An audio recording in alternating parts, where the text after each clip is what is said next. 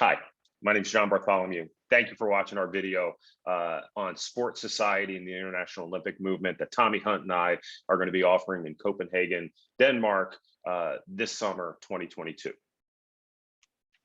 Hi, everybody. Very nice to meet you, and I look forward to seeing you in person, hopefully sometime in the future.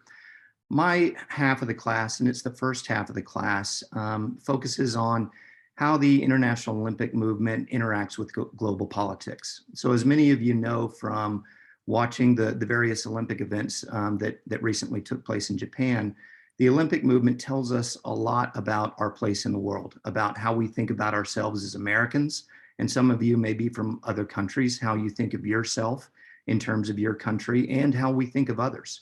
And there are all sorts of other political dimensions that are really interesting for us to talk about. So the place of the West and its interactions with the other areas of the world, like Russia, for example. I'm not sure if you've been paying attention, but Russia has had all sorts of things going on regarding doping, and how that plays out in the Olympic movement, I think tells us a lot about what we think about Russia and our political interactions with it. So those are the sorts of things that we'll be talking about in the first half of the class. Nationalism, internationalism, and the politics of how we deal with everybody else around us. And then I'm going to talk about the fact that this sets certain expectations for sport and ideals that we have for sport. And then we're going to take a particular focus on youth sport and the extent to which these ideals actually play out in youth sport. How are they supported by youth sport, and how are they undermined? So we'll talk about pressures and stress that athletes undergo and how they manage those, how they're particularly acute for youth sport. And we'll also talk about ethical issues and how that plays out in sport.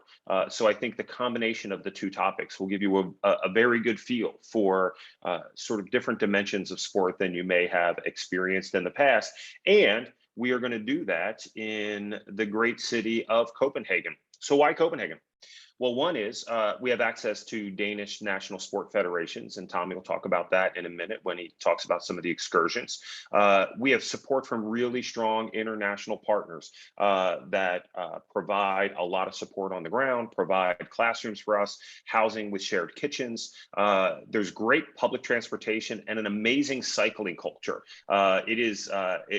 Cyclists actually have the right of way through that.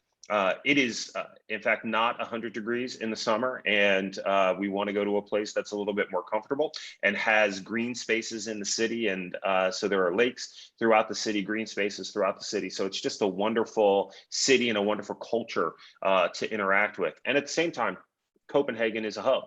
And so there is easy access to the rest of Europe. And Tommy and I both feel that being able to spend time away from Copenhagen as well, to be able to go to Barcelona, to be able to go to Amsterdam, to visit London, Munich, wherever you have an interest, being able to do that on weekends. And so we sort of keep weekends clear for students to be able to have those experiences. So in terms of the program overview, and I want to say that we wanted to put together a world-class program in a world-class city with world-class education.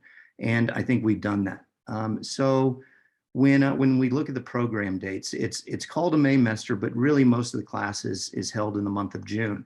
So we'll arrive May 29th and end on June 26th. You're more than welcome to stay in Europe or arrive in Europe early if you want, but those are our class dates. We have, as Bart said, really great housing, dorms with kitchens, and that makes a really big deal in terms of lowering your budget. So the fact that you can make food in your room, grocery prices are much cheaper than having to go to breakfast, lunch, and dinner at restaurants. So, and again, they're really nice housing units in a really nice facility in a very nice part of the city. We'll also be doing a lot of cool things within the city as part of the class. So we built in a bunch of excursions to international sporting facilities. So we'll go, for example, to the Danish National Olympic Committee. And our contacts there will be able to talk with members of that committee that are high up and really talk to them at a high level.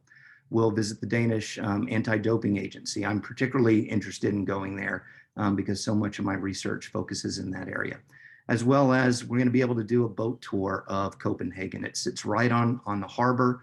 It's a beautiful part of the area, and so we can get a great view of the city. The houses that you can see here on my left are part of that harbor, so that's going to be a lot of fun for us and will really orient us to the city quite well. And we'll have discounted cycling rentals for you. So if you want to rent a bike for the entire month, this is the most biking city in the world. They have entire streets set up just for bicyclists. It's very different than here in the United States. That's how I plan to get around the city, and it's a great option. So this is a really cool thing for you guys to do.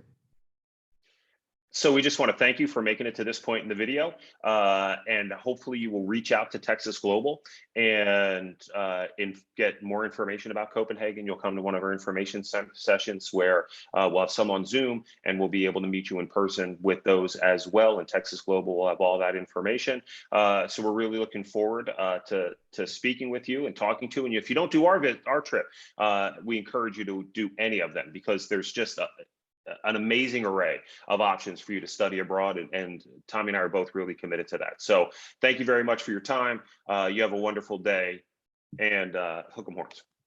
Hook 'em horns.